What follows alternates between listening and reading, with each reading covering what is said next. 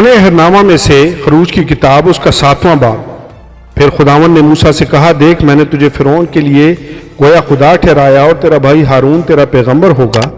جو جو حکم میں تجھے دوں سو تو کہنا، اور تیرا بھائی ہارون اسے فرعون سے کہے کہ وہ بنی اسرائیل کو اپنے ملک سے جانے دے، اور میں فرعون کے دل کو سخت کروں گا اور اپنے نشان اور عجائب ملک مصر میں کثرت سے دکھاؤں گا، تو بھی فرعون تمہاری نہ سنے گا۔ تب میں مصر کو ہاتھ لگاؤں گا اور اسے بڑی بڑی سزائیں دے کر اپنے لوگوں بنی اسرائیل کے جتھوں کو ملک مصر سے نکال لاؤں گا۔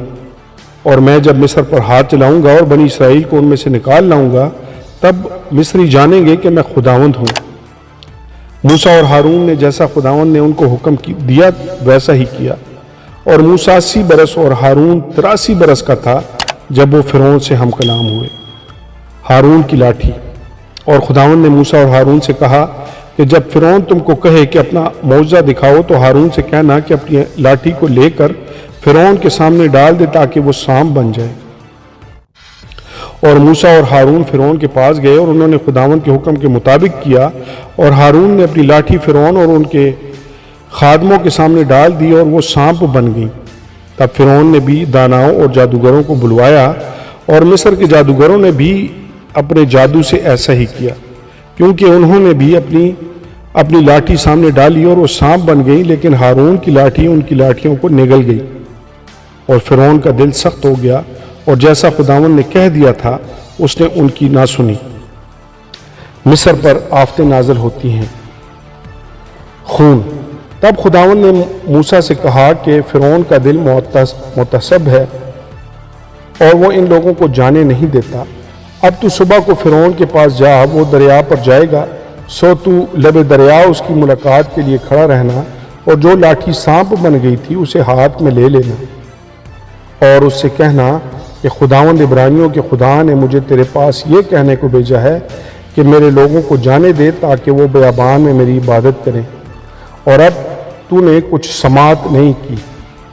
بس خداوند یوں فرماتا ہے کہ تو اسی سے جان لے گا کہ میں خداوند ہوں۔ دیکھ میں اپنے ہاتھ کی لاٹھی کو دریا کے پانی پر ماروں گا اور وہ خون ہو جائے گا، اور جو مچھلیاں دریا میں ہیں مر جائیں گی، اور دریا سے تعفن اٹھے گا، اور مصریوں کو دریا کا پانی پینے سے کراہیت ہوگی۔